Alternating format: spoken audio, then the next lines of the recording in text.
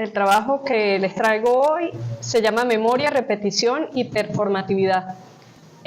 Comienzo por hablar de memoria transversalizando de manera promiscua la noción propuesta por la bióloga y filósofa estadounidense Donna Haraway en su libro Seguir con el problema, donde refiriéndose a un monumento conmemorativo colombófilo realizado por la artista y diseñadora industrial francesa Nathalie Creuset, para recordar solemnemente no solo a un animal o a una práctica, sino a dos devenires a dos llegar a ser, convertirse, transformarse, pero juntamente y en compañía, nos dice que Nathalie se asigna a sí misma la tarea de reelaborar una memoria en el sentido de prolongar lo conseguido en el presente. Ella nos dice que rememorar, conmemorar, es repetir, revivir, retomar, recuperar de manera activa. Ahí vemos el monumento de esta diseñadora industrial y artista plástico, que consiste en hacerle un monumento a las palomas mensajeras. O sea, colombófilo tiene que ver a ese arte o esa práctica de criar y adiestrar palomas para que lleven mensaje de un lado a otro, que es una práctica que ya ha desaparecido por esa aparición de la que habló Osvaldo de los medios de comunicación. O sea, en la antigüedad esto era una práctica muy común. Y entonces, pues ellos se dieron a la tarea a un grupo de personas de la comunidad, dentro de los cuales habían colombófilos, que era enseñarle a las generaciones más pequeñas, pues a los niños, cómo había sido todo ese proceso para mantenerlo en la memoria de ellos y que, bueno, tal vez no se perdiera de un todo esa tradición. El monumento está hecho pensando mucho en las palomas porque casi siempre la gente dice, no, vamos a hacer un árbol, el palomar, siempre lo ven como un árbol y resulta que las palomas no se pueden agarrar a las ramas de los árboles. Entonces ellas se ponen casi siempre debajo de algún alarcito y si ven aquí tienen como esas formas para que ellas se puedan quedar quietecitas ahí y dormir. Además de que tiene unas entradas especiales, unos huecos. Yo recuerdo el caso de Alberto en la gobernación del Táchira, que ahí había una galería de arte y siempre estaba peleando con que las palomas se metían y no se sabía por dónde se metían, y ellas se meten por unos pequeños huequitos que, o sea, no es por donde todo el mundo las vea. Entonces, bueno, también lo voy a cruzar esta noción de rememorar, conmemorar, repetir, con la noción de performatividad propuesta por la filósofa judeo-estadounidense Judith Butler, como una teoría que plantea que el género se construye a través de la repetición de acciones, de gestos y del habla. Ella nos dice, no se trata simplemente de construir la performatividad como una repetición de actos, como si los actos permanecieran intactos e idénticos a sí mismos a medida que se los repite en el tiempo, entendiendo el tiempo como algo exterior a los actos mismos. Por el contrario, un acto es en sí mismo una repetición, una sedimentación y un congelamiento del pasado, que precisamente queda forcluido por su semejanza con el acto.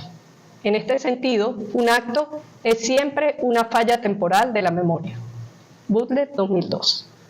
Pero esto pues no deja de ser un atrevimiento, dado a que esta filósofa lo que plantea es que el género se conforma o se compone de una serie de actos cuya repetición crea una ilusión que da lugar a una apariencia naturalizada, viendo que la performatividad no es libre juego ni autorrepresentación teatral, ni puede asimilarse sencillamente con la noción de performance en el sentido de realización, lo cual me lleva a reiterar que no deja de ser una intrepidez, pero que me permite tomar la idea de performatividad de Butler y articularla con su idea de iterabilidad o capacidad de repetirse, que implica que la realización no es un mero acto o evento singular, sino que es una producción ritualizada, un rito reiterado que, en palabras de Butler, refiriéndose al género, afirma que no es una construcción artificial,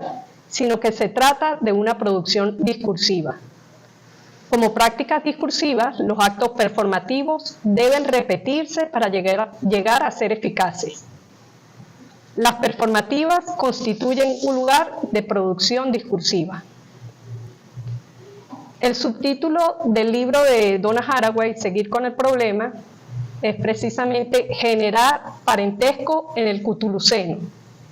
Y ella nos explica que el Cthulhuceno es una palabra simple, es un compuesto de dos raíces griegas, ton y kainos, y que juntas nombran un tipo de espacio-tiempo para aprender a seguir con el problema de vivir y morir con responsabilidad en una tierra dañada. Kainos significa ahora, un tiempo de comienzos, un tiempo para la continuidad, para la frescura. Nada en Kainos debe significar pasados, presentes o futuros convencionales. No hay nada en los tiempos de comienzos que insista en eliminar completamente lo que ha venido antes, ni ciertamente lo que viene después.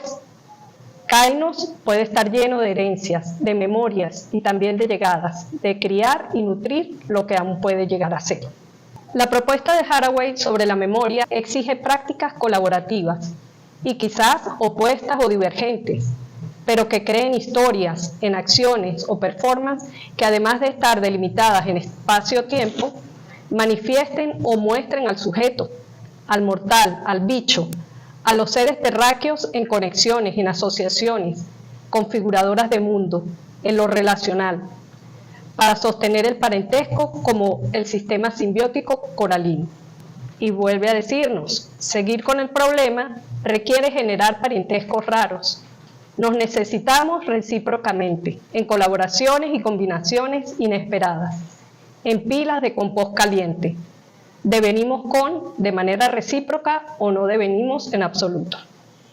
Este enfoque es crucial para comprender las interacciones entre los distintos seres que habitan nuestro mundo, sugiriendo que la memoria puede ser sitio de resistencia y de creación de alianzas con otras especies. La memoria como instrumento que permite imaginar y cuidar otros mundos, en un tiempo enredado de pasado, presente y futuro, donde las posibilidades de recuperación son aún viables. Al explorar el concepto de performatividad desde la perspectiva de Butler, merece resaltar esa amnesia transitoria o temporal de la memoria, donde nos hacemos incapaces de almacenar nuevos recuerdos o recordar acontecimientos. Cuando menciona que un acto es una falla temporal de la memoria, sugiere que cada acto performativo contiene en sí mismo un eco de lo que ha sido, pero también una pérdida de aquello que ya no puede ser recordado plenamente.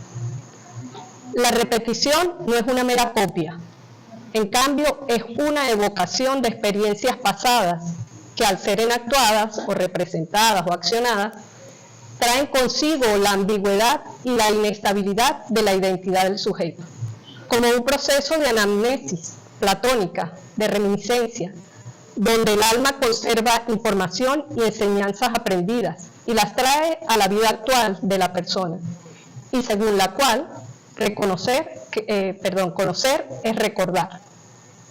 Este acto de repetición es por tanto dinámico y conflictivo, ya que confronta al individuo con lo irrecuperable, con aquello que no puede ser completamente recuperado de la memoria.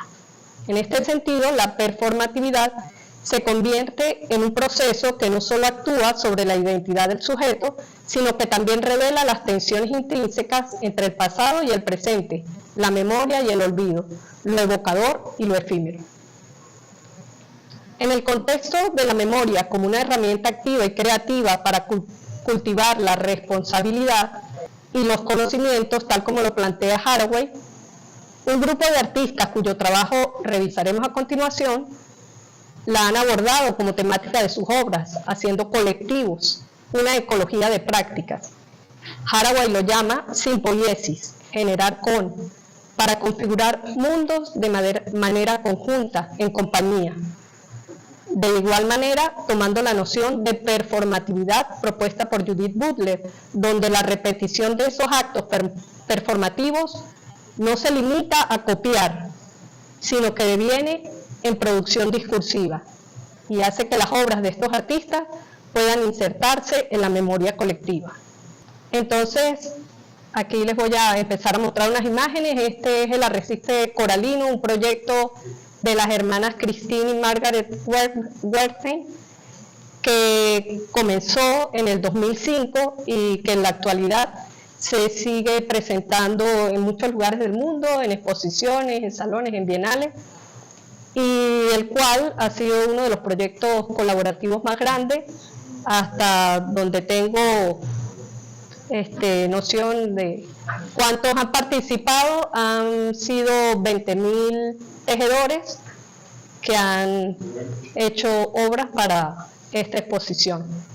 Ellos, bueno, empezaron a hacer este arrecife fue para crear conciencia ecológica como una lucha a favor de los arrecifes que estaban desapareciendo con la acidificación de los océanos.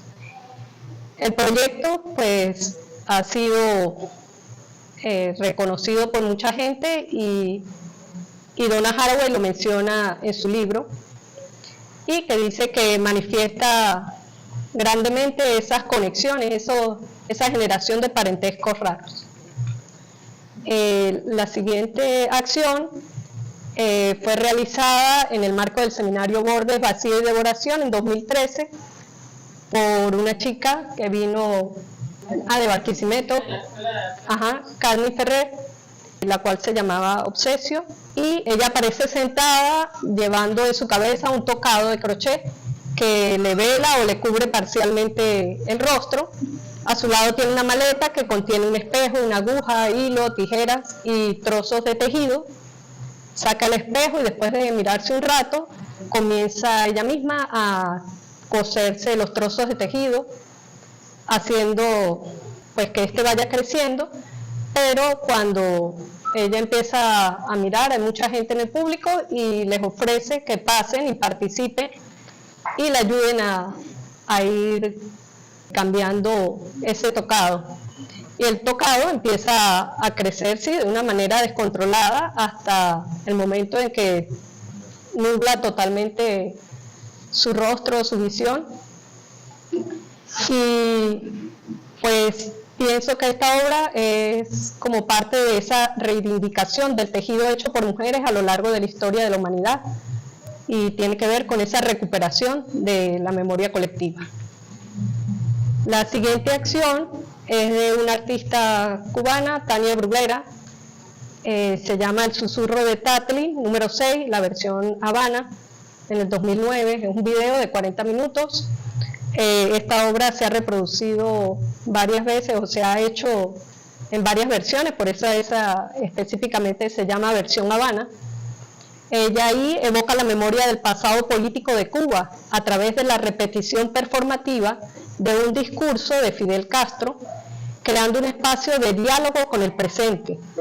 El título hace referencia al monumento propuesto por el artista ruso Vladimir Tatlin para la Revolución Rusa y que nunca se construyó, lo cual lleva a pensar en el susurro como un proyecto político utópico que se fue debilitando. Bruguera proporcionó un espacio para la libertad de expresión del público, quienes fueron invitados a subir al podio y hablar durante 1 minuto, siendo escoltados por 2 personas con uniformes militares. Sobre el hombro de cada orador se colocó una paloma blanca, aludiendo a la que se posó sobre el mandatario en su primer discurso en La Habana, tras el triunfo de la Revolución de 1959. Al terminar el tiempo asignado, las personas con uniforme militar, que hasta entonces habían estado a cada lado de los oradores para defender su derecho a hablar o para controlarlo, le quitan la paloma del hombro, haciéndoles abandonar el podio y bajar de la tarima para volver a ser parte del público. Esta acción se repitió con cada orador. Un total de 39 personas hicieron uso del micrófono para expresarse. Al final, Bruguera subió al podio para agradecer a los cubanos su valentía y su ejercicio de la libertad de expresión. Por eso el video dura 40 minutos. Aquí podemos ver de las fotos de los participantes. Ahí ven una vista general de la tarima, del podio y de los dos personajes que estaban a los lados, vestidos de militar. Aquí cuando le quitaban la palomita. La siguiente acción es de Mónica Mayer, se llama El Tendedero, es una acción-instalación. También su primera vez que se hizo en público, que esta artista la planteó, fue en 1978 en Ciudad de México. Y hasta el 2007 se presentó varias veces en diferentes lugares convencionales, y no, en museos, galerías, en la calle. Esta obra, esta instalación, acción, nos habla de una ciudad dentro de la perspectiva de una mujer. Mayer explora cuáles son las agresiones que reciben día a día las mujeres en la ciudad, a través de una serie de preguntas que son formuladas por artistas y activistas y que responden mujeres que transitan por la ciudad, que están en universidades, que van a galerías y a museos. Y esto funciona como una especie de archivo, espacios de memoria colectiva para las mujeres que buscan cambiar las narrativas de poder, recuperando y visibilizando sus historias y experiencias. Según Mayer, el tendedero es una pieza que se ha vuelto un ritual social que busca confrontar la amnesia de la violencia hacia las mujeres. Aquí la vemos en México, en la calle, está haciendo su acción, y después cuando es llevada a un museo, una galería, una universidad, como parte de una instalación. La siguiente acción o instalación fue realizada en el marco del Seminario Borde, Dispersión y Desarraigo de 2018, en la cual se planteó una reflexión colaborativa respecto al tema de la diáspora y la migración, que en esos años estaba en su punto más efervescente en nuestro país. Muchos venezolanos, artistas o no, tanto exiliados como residentes, dieron sus aportes desde muchas latitudes y conformaron un libro abierto, convertido en instalación, en el cual entre todos dibujaron el paisaje de la diáspora venezolana, y al mismo tiempo que evocaba la memoria del desplazamiento y la pérdida de raíces, se reflexionaba críticamente al respecto. Por último, está esta acción que se llama Especies, que es mía.